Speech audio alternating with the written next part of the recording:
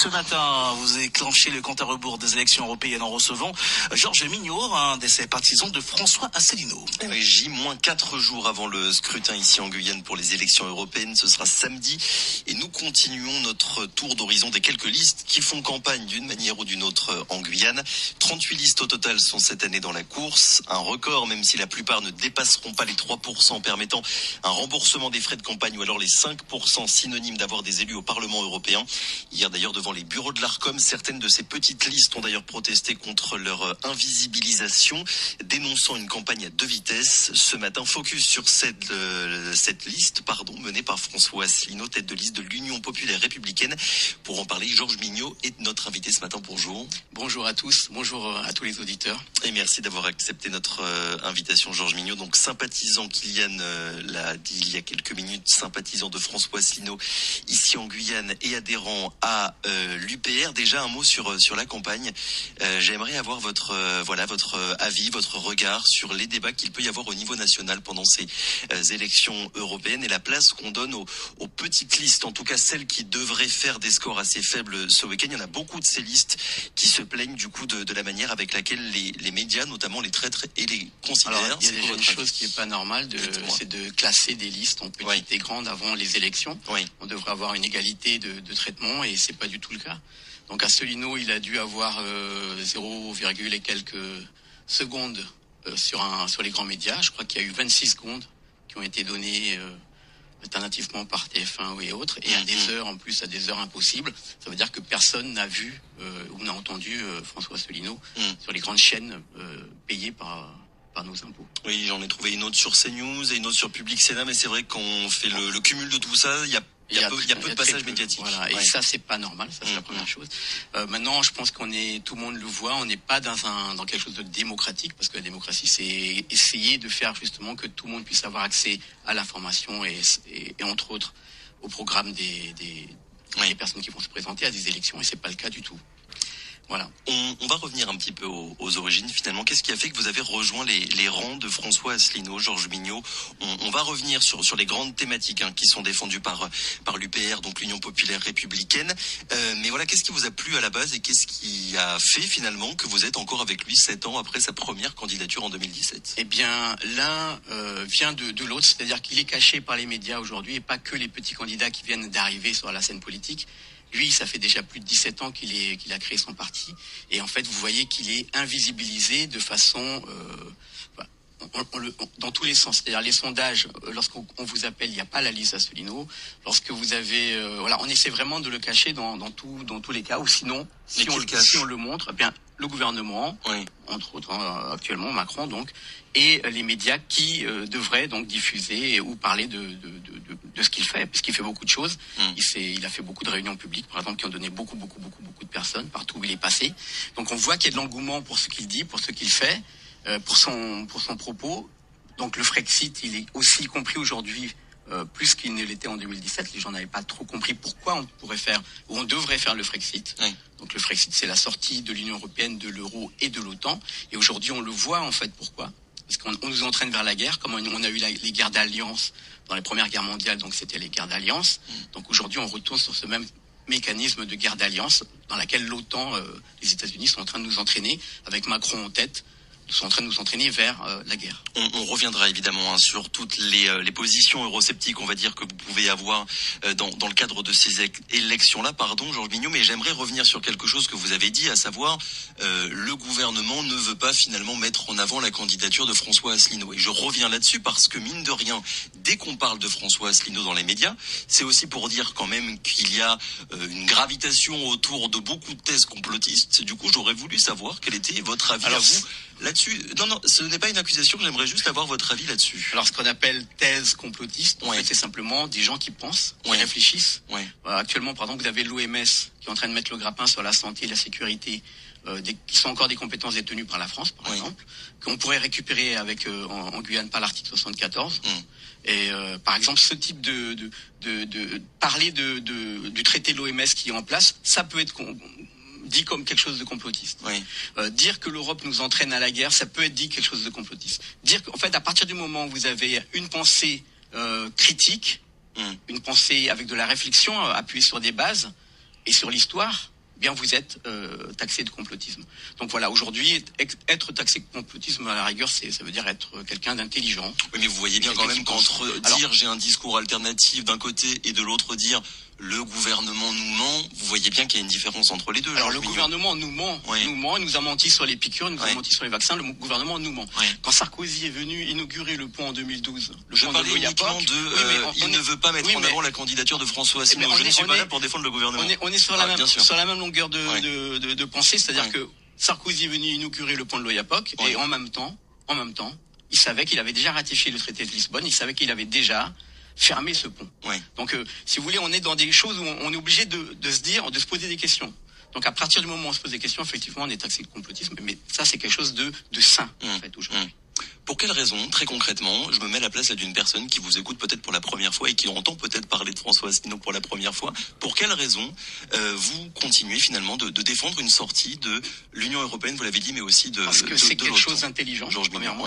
Parce que, si vous voulez, en 2017, on a fait notre petite révolution, le 20 mars 2017, et notre révolution à nous, elle tenait sur quoi? Sur les armateurs de bateaux qui disaient il faut remettre aux normes les moteurs, ça coûte très cher.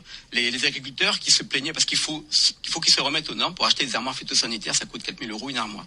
On avait un Amérindien qui veut jeter son filet, il peut se faire aujourd'hui arrêter parce que son filet n'est pas aux normes, il n'a pas le bon fil, il n'a pas la bonne maille, il n'a pas la bonne taille de maille, il n'est pas estampillé Union européenne, voilà. Et en fait, si vous voulez, toutes ces normes, elles empêchent un développement logique et normal, en fait, d'un territoire comme le nôtre. C'est le cas aussi des territoires un petit peu éloignés comme le Martinique et tout. Mais en France aussi, c'est-à-dire toutes les régions, elles subissent la même chose. Je prends un exemple.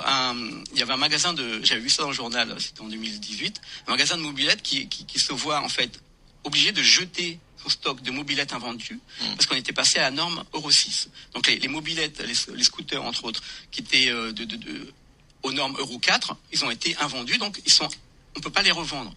On arrive à des choses où on se dit mais on veut sauver la planète, on nous parle de dépenses carbone et tout, et on nous met des normes qui en fait nous obligent à jeter, nous obligent à refaire, à réacheter des nouveaux produits, etc.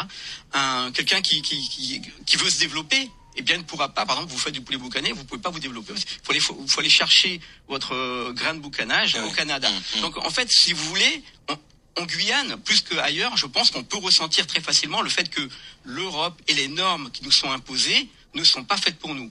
Mais si vous voulez, d'un point de vue beaucoup plus large, en France, à partir du moment où vous avez compris comment ça fonctionne au niveau de l'Europe, l'Europe met des règles en place, hop, la France est obligée de les appliquer par l'article 80, je crois que c'est l'article 82 de la Constitution. On est obligé de les mettre en place, 82, 89, je crois. On est obligé de les mettre en place, donc on les réécrit en français, si vous voulez, et après, elles sont éparpillées par toute la France et toute la France est obligée de les subir. Donc voilà. Est-ce que finalement, et vous avez raison, c'est vrai que le cas des normes européennes, les normes européennes de manière générale, c'est quelque chose qui revient très régulièrement pour dénoncer finalement ce qu'est aujourd'hui l'Union européenne, notamment en Guyane. Mais est-ce que c'est pas un faux débat dans le sens où finalement on pourrait avoir exactement la même chose avec les normes de l'administration française? Et si nous sommes contre les normes européennes, pourquoi ne pas être finalement contre les normes françaises et dire la Guyane indépendante? Oui, voilà. Mais justement, je pense que toute cette manipulation, elle est là aussi pour créer ce chaos, pour créer cette envie d'indépendance qu'on retrouve chez beaucoup de personnes qui veulent l'indépendance en Guyane. Et donc, en fait, on crée une sorte de chaos, de ras-le-bol global, aussi bien au niveau des services publics.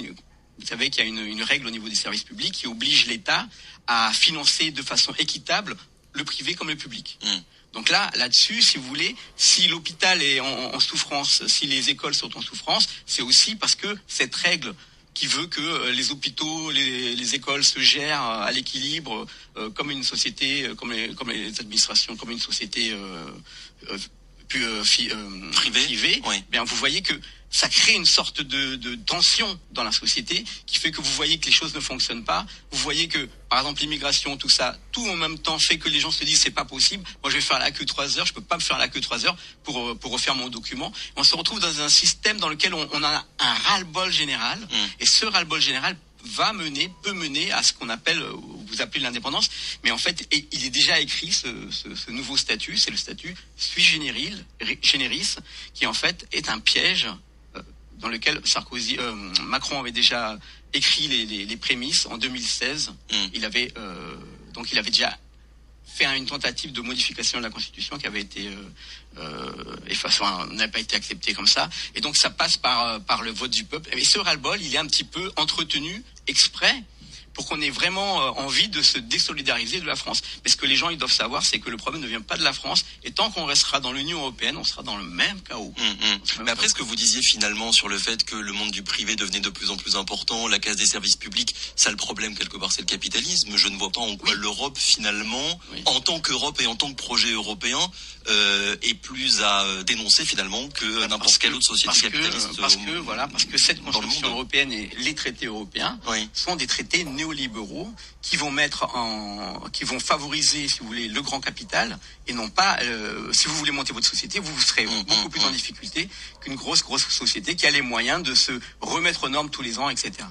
On le voit avec les personnes qui étaient passées à votre antenne, qui font de l'orpaillage, et qui disaient, du coup, il vaut mieux faire orpailleur illégal quasiment, parce que quand on veut faire légalement, c'est très très compliqué, il faut se remettre aux normes, etc. Bon, là, il y a des choses à discuter, mais il y a des choses qui sont bonnes. On va dire au niveau environnemental, il y a peut-être des choses qui sont bonnes. Mais c'est pas à ce niveau-là que ça se passe. C'est-à-dire que c'est à tous les niveaux. Vous voulez faire des œufs, il faut que vous n'avez pas le droit de livrer vos œufs si vous avez plus de 200 poules. Donc vous êtes obligé de passer par et on nous rend de plus en fait, si vous voulez, il y a une sorte de sensation d'oppression par ces normes constantes. Et si quelqu'un veut aujourd'hui développer son commerce, il se retrouve dans des difficultés qu'il n'aurait pas eu si. Alors vous dites si la France mettait directement en place ces normes. C'est vrai que la France est connue pour mettre beaucoup de normes en place. Mais ça fait déjà au moins 60 ans qu'on est dans l'Europe. D'accord ? Et donc voilà, ça vient peut-être aussi déjà de là avant. Moi j'ai pas étudié ça avant 2012. Donc si vous voulez, moi ce que je vois c'est que si la France mettait des choses qui n'étaient pas bonnes au niveau des normes, au niveau des règles, au niveau des lois, on peut changer de gouvernement.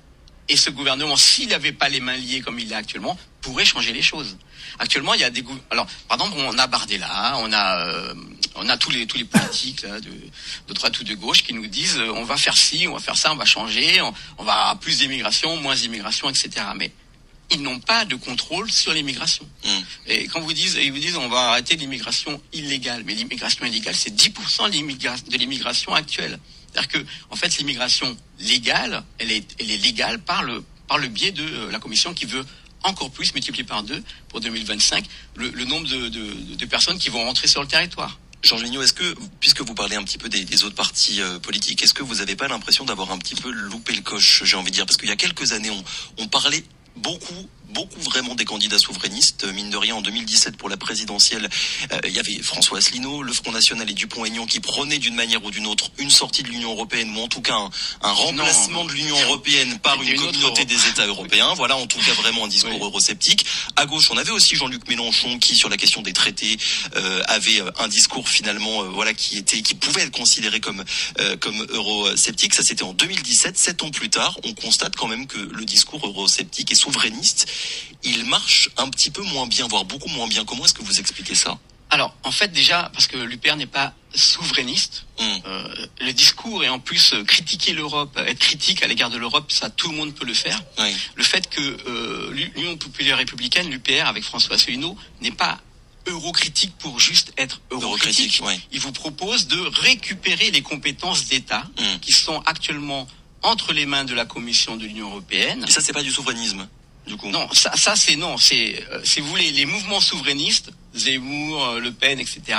Ce sont des mouvements en fait de repli sur soi et en fait de dire les autres c'est pas bon. En fait, on n'est pas souverainiste, on est on va dire pour la nation, pour le peuple. Et quand on voit tout ce qui est mis en place, c'est contre le peuple et contre la nation. Et pour revenir à quelque chose pour la nation et pour le peuple, Demos Kratos, pour une vraie démocratie, pour un retour à une démocratie. Je ne sais pas si elle a jamais existé, mais en tout cas, un retour à quelque chose qui peut ressembler à l'idéal de ce qu'est la démocratie. Oui. Eh bien, il faudrait déjà qu'on récupère les compétences d'État qui permettent de mettre en place ce que le peuple veut. Donc ça, actuellement, on l'a pas. Et également au niveau de la monnaie, il y a un grand problème au niveau de la monnaie. Alors, ça avait été dit ça par Le Pen à l'époque, mais ce qu'il faut savoir, c'est que la monnaie, on n'en a pas la compétence également. Et ça, c'est le fond du problème, il est là. C'est-à-dire que comme l'Afrique, par exemple, vous avez des pays d'Afrique avec le franc CFA qui ont un franc trop bas, qui ne peuvent pas acheter des machines-outils qui coûtent très cher, par exemple, ne peuvent pas acheter ces produits. Nous, on a un franc qui est trop haut, ce qui fait qu'on ne peut pas vendre nos produits, puisqu'en fait, du coup, on n'est pas compétitif par rapport au marché extérieur. Donc, en fait, on est dans un double problème, celui dans lequel on nous impose les normes, on nous impose notre façon de faire, et en même temps, on nous bloque au niveau du marché, etc. Alors, Asselineau avait donné une bonne image, qui avait été reprise par beaucoup de monde, je vois, et que j'ai écouté sur les médias, qui est que l'Europe, c'est comme si vous étiez dans une cage dorée. Alors ça, mais dans laquelle vous avez le droit de choisir la couleur de votre cage. Donc vous pouvez repeindre la cage comme vous voulez, vous pouvez changer d'hymne national, vous faire ce que vous voulez. Par contre, cette peinture, si elle vous coûte 30 € déjà, vous avez donné 100 € à l'Union européenne pour qu'elle vous coûte 100 €, pour qu'elle vous redonne 30 € pour les acheter. Et ensuite, vous devez acheter telle peinture, la peinture qui vous a dit d'acheter, celle du copain, etc., ultralibéralisme, ultracapitaliste. Donc si vous voulez, on est dans une sorte de prison dans laquelle le seul choix qu'on a, c'est de faire d'enjoliver la culture. Je reviens quand même sur ma question. Finalement, ce qui s'est passé depuis 2017, Georges Mignot, c'est que moi, je me souviens la première fois que j'ai commencé à entendre parler de l'UPR, c'était sur Internet et sur les réseaux sociaux, parce que vous avez une communauté qui était très très active lorsqu'on a commencé véritablement à parler en 2017, voilà, de François Asselineau. Depuis 7 ans, j'ai l'impression que peu à peu, on en parle de moins en moins. C'était ça le sens de ma question. Qu'est-ce qui s'est passé? Alors, ce qui s'est passé, c'est que les médias ont donné, si vous voulez, le Frexit. Ils l'ont mis dans la bouche de tout le monde. Même si la personne ne le disait pas, quand ils sortaient du plateau, ils discutaient, ils disaient « Ah, vous avez vu, elle veut le Frexit, Marion, elle veut le Frexit, ou alors Zemmour veut le Frexit, ou Dupont-Aignan veut le Frexit », alors qu'il n'a jamais été question de Frexit. Jamais. Et donc, il n'a jamais été question de sortir des traités. Parce que vous êtes maltraité, vous êtes marié, et votre mari vous bat. Si ça va pas, au bout d'un moment, vous cassez le traité. Vous cassez le contrat. Lorsque vous avez un contrat chez un fournisseur en téléphone, si ça ne va pas, si vous impose des choses qui ne vont pas, vous cassez votre contrat. Là, on a un contrat avec le traité de l'Union européenne. La métaphore, elle est quand même un peu simpliste, Georges Mignot, comparé. La métaphore est simpliste, mais la métaphore est là, c'est-à-dire qu'on a un traité qui est un traité commercial, c'est un traité de commerce contraignant pour les présidents, et c'est ce qui fait que gauche ou droite, ils ont tous la même politique, parce qu'il est contraignant ce traité juridiquement. Donc on va payer 4 milliards par an si on ne règle pas rapidement les articles qui ont été validés par la Commission, ce qu'on doit mettre en place. Donc, si vous voulez, on a mis dans la bouche de ces politiques, en tout cas on a fait croire à la population qu'ils étaient aussi pour le Frexit. Comme actuellement, on fait croire à la population que Dupont-Aignan, Bardella, etc. veulent changer les choses et pourront changer les choses au niveau européen. Mais ça, c'est un mensonge. C'est un mensonge parce que c'est la Commission qui gère déjà l'écriture, enfin la rédaction des propositions des lois, et c'est la Commission à la fin qui valide ou non ce qui a été voté par le Parlement. Donc si vous voulez, je vais vous dire la vérité. Oui, on se présente, l'UPR se présente aux élections. C'est pas pour gagner ou pour changer l'Europe de l'intérieur ou autre chose. Mais justement, c'est vraiment important parce que si on se présente aujourd'hui, c'est pour avoir 5%, pour avoir la parole. Comme on l'a dit en préambule, on n'a pas la parole au niveau des médias. Vous nous donnez la parole. Oui. Mais au niveau national, on n'a pas la parole au niveau des médias puissants, au niveau TF1, etc. Parce qu'on n'a pas de députés, enfin c'est ce qui est mis en avant. Oui. Quand on aura peut-être nos députés, nous diront parce que voilà, vous avez les cheveux bleus, je sais pas, j'en sais rien, cheveux blonds, ils vont trouver quelque chose. Néanmoins, nous on a besoin d'avoir au moins ces 5% pour avoir la parole, passer dans les médias et expliquer aux gens ce qu'est l'Union européenne, ce qu'est ce traité néolibéral et ultra-capitaliste, comme vous avez dit capitaliste tout à l'heure, et ce qui est la même chose, à mon sens, c'est-à-dire on nous entraîne vers une sorte d'esclavage institutionnalisé dans lequel on arrive rapidement, et sans parler de la guerre. Georges Mignot, est-ce que aussi, mine de rien, vu qu'on parle de l'évolution depuis ces dernières années, ce qui n'a pas aussi un petit peu changé les choses, c'est que entre-temps, il y a eu le Brexit. Oui. Et que mine de rien, nous avons maintenant un élément de comparaison. Et oui. C'est quoi votre avis sur le Brexit ? Le Brexit est passé de 5e à 4e puissance financière dernièrement, donc vous voyez que ça fonctionne assez bien. Tout ce qui est les sondages qui ont été donnés, c'est les Américains qui avaient fait des sondages en Angleterre, et donc si vous voulez la libéralisation, en plus ils sont eux toujours dans l'OTAN, c'est-à-dire que ils donnent toujours beaucoup d'argent actuellement à l'Ukraine. Si on n'est plus dans toutes ces chaînes, l'OTAN, l'Union européenne et l'euro, eh bien on pourra nous-mêmes gérer déjà notre taux monétaire, gérer déjà notre politique extérieure et puis gérer surtout la politique interne à la France. Mais enfin, du coup, dès qu'il y a un sondage qui vous plaît pas, c'est parce que c'est les Américains qui sont aux manettes et qui l'ont commandé. Non, parce que c'est vrai. C'est juste pour ça. Ah ouais. Bah là, du coup, là, c'est là que le débat devient impossible entre vous et moi. Ça veut dire que je pourrais vous opposer pas mal de sources. Alors là, je ne les ai pas sous les yeux. Un Britannique sur 5 estime que la sortie de l'Union européenne a eu un effet positif sur la situation générale du pays. 1 sur 5. Georges Mignot.